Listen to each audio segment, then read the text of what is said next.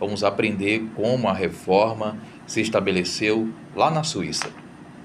Na cidade simples, de uma família simples, humilde, lá na Saxônia, no ano de 1484, nasceu Ulrich Zwingli.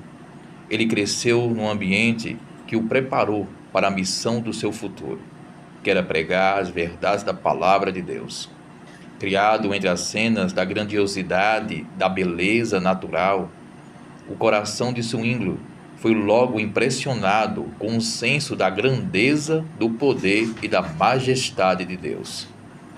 A sua avó lhe contava poucas histórias da Bíblia, as histórias que ela conhecia, porque naquele tempo não se sabia muito da Bíblia, pois a Igreja Católica pregava muitas tradições misturadas com poucos ensinos da palavra de Deus. O povo nem tinha acesso à Bíblia naquele tempo.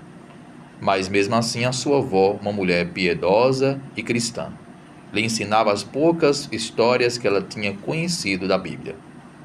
E Zwingli cresceu dessa maneira, através das histórias dos patriarcas e profetas. Quando tinha 13 anos, Zwingli foi para a cidade de Berna, que era uma antiga cidade da Suíça. Ele foi ali a fim de estudar, pois ali tinha uma das mais conceituadas escolas da Suíça. Zwingli foi chamado com tempo depois para o serviço ativo. O seu primeiro campo de trabalho foi numa pequena paróquia. Ele tinha sido ordenado padre. Ele dedicou-se de toda a sua alma e coração a pesquisar e a estudar as verdades da palavra de Deus. E nesse estudo que ele fez da palavra, Zwingli percebeu algumas coisas. Quanto mais ele estudava a Bíblia, mais ele via que havia diferenças entre o que a Bíblia ensinava e o que a igreja ensinava.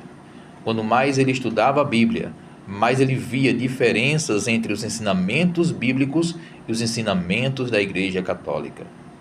Zwingli era um homem de oração e de estudo. Estudava a Bíblia, mas orava constantemente ao Espírito Santo, pedindo que este viesse lhe orientar e lhe ensinar as verdades da palavra de Deus. Muitas vezes Zwingli dedicou momentos pedindo a Deus que o Espírito Santo lhe desse compreensão da palavra do Senhor. Em 1516, em um convento católico, ele foi convidado a pregar. Na cidade que ele tinha ido, havia uma imagem de escultura da Virgem Maria, da Mãe de Jesus. A igreja dizia naquele tempo que esta imagem tinha o poder de operar milagres, mas nós sabemos que só Deus opera milagres e maravilhas, conforme está no Salmo 86, verso 10, e apenas Deus, o Deus triuno, o Deus o Pai, Deus o Filho e Deus o Espírito Santo também merece, apenas eles merecem adoração e veneração, e nenhum outro santo merece, conforme está no capítulo 20 de Êxodo, versículo 3 a 5.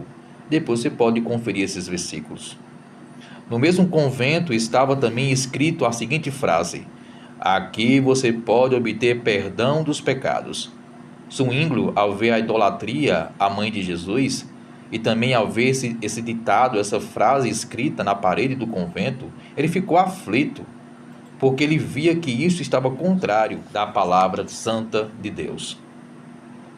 Ele chegou a pregar naquele dia a seguinte mensagem. Ele disse: não imagine que Deus está nesse templo mais do que está em qualquer outra parte da criação. Em qualquer que seja o lugar que você esteja ou o país, Deus ali está habitando. Está em redor de vós e vai vos ouvir. Ele falou isso, meus irmãos, porque existia a crendice de que para ter o perdão tinha que estar aos pés do altar de uma igreja apostólica romana. E ele queria que as pessoas entendessem que não precisavam fazer longas caminhadas até chegar nesse convento para ter o perdão, onde as pessoas se arrependessem, não importa onde fosse, se as pessoas estivessem arrependidas, ali onde elas estivessem, elas estariam asseguradas do perdão de Deus.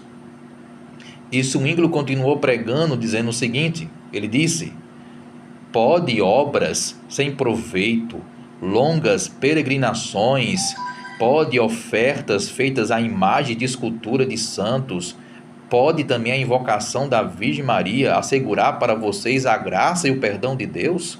Ele perguntou isso. Claro que a resposta era não. Logicamente não.